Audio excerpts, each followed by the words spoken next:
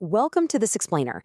Today, we're diving into a life story that is just so chaotic, so full of absolute disaster, and ultimately so inspiring, it honestly makes a Hollywood thriller look tame. We're talking about the unbelievable journey of Chung Ju-yung, the man who built Hyundai from absolutely nothing.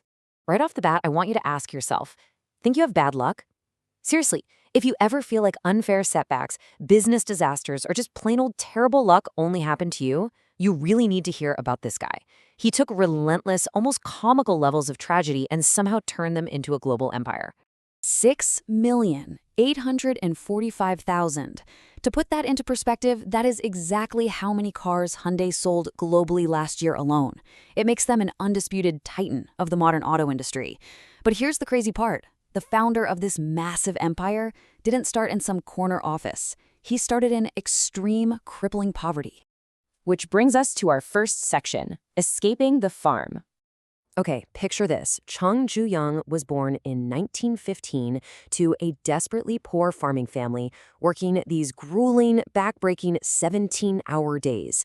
But he kept looking toward the city, He dreamed of clean clothes, paved roads, and actual opportunity. So in 1932, at just 16 years old, he reads about city jobs in a newspaper and actually runs away from home. 2 months later, his furious dad finds him and drags him right back to the farm. But Chung was relentless. By age 18, he escapes for the final time, makes it to Seoul, and gets a job as a delivery boy at a rice store. Through an absolute obsession with hard work, he goes from delivery boy to store manager in just 6 months. By the time he's 22, the sick owner of the store is so incredibly impressed that he literally gifts Chung the entire business. No way, right? Chung renames it the Komal Rice Store, builds a massive, loyal customer base, and he's basically made it. Well, until World War II breaks out. The occupying Japanese army seizes his shop for military rations. And just like that, poof, he loses absolutely everything. And that perfectly sets up our next chapter, wars, fires, and floods. Now, most of us would probably just throw in the towel here and accept our fate, but not Chung. For him, losing the rice store was just level 1 in a ridiculous lifelong string of apocalyptic boss fights. Refusing to quit, he borrows 3,000 won in 1940 to open an auto repair garage. Things are finally looking up for exactly 1 month, and then the entire garage literally burns to the ground. He is left with zero business, totally destroyed customer vehicles, and a mountain of debt. So, how does he respond to losing it all again? Does he file for bankruptcy? Nope. Step 1, he meticulously convinces the bank to give him an even larger loan of 3,500 won. Step 2, he rebuilds a bigger, way better garage. Step 3, he works tirelessly to win back people's trust, growing the business to 80 employees in just 3 years. And step 4, he pays off every single cent of that debt and moves his whole family to the city. But, the universe wasn't quite done messing with him yet. The government, desperately needing war equipment, forcefully merges his highly profitable garage into a steel plant. He is completely stripped of his hard-earned business and sent right back to square one. Again, he heads back to his village, waits out World War II, and, incredibly, bounces back again in 1947 by starting a construction firm. He starts landing great contracts. But then, it's 1950, and the Korean War erupts.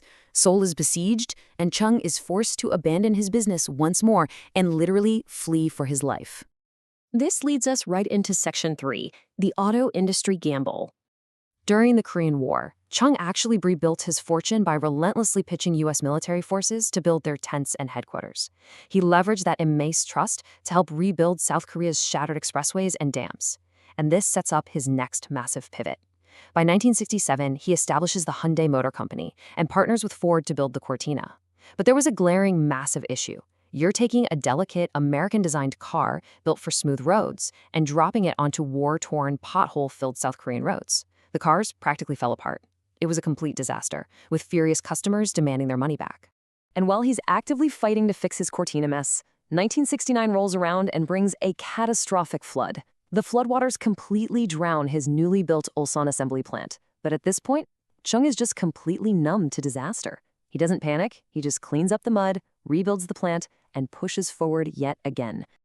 All right, moving on to Section 4, the struggle for independence. By 1974, Chung was totally tired of assembling foreign cars. He wanted a vehicle with Hyundai's own name on it. Ford was highly insulted and aggressively cut their contract, leaving Hyundai with absolutely zero manufacturing tech. After getting rejected by giants like VW and GM, he strikes a tech-sharing deal with Mitsubishi. And then, he pulls off something audacious. He hires George Turnbull, the former managing director of British Leyland, who brings along this global Avengers team of top British auto executives. Body experts, chassis experts, the whole 9 yards, all brought in to help build a car completely from scratch.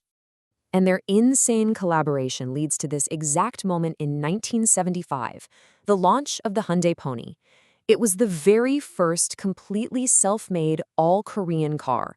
It was highly affordable, it actually performed great, and it was an absolute smash hit, instantly capturing an unheard of 60% of the entire South Korean car market. Next up, Section 5, conquering the global market.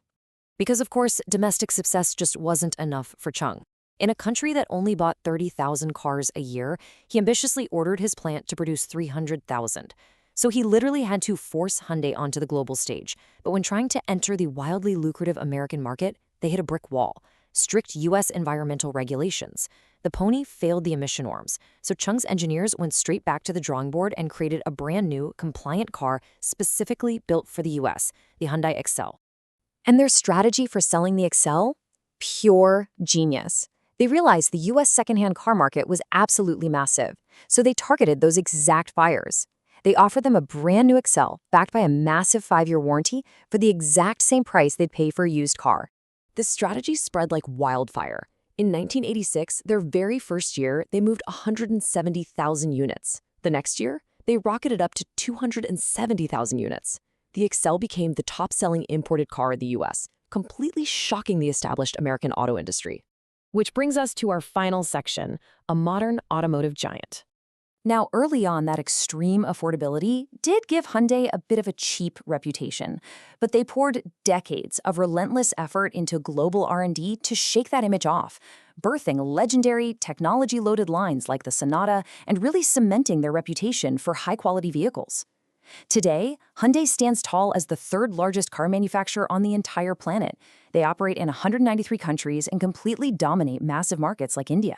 They are a true global powerhouse, all standing as a towering testament to one man's sheer, unbreakable will. So I want to leave you with this final thought. How will you view your next failure?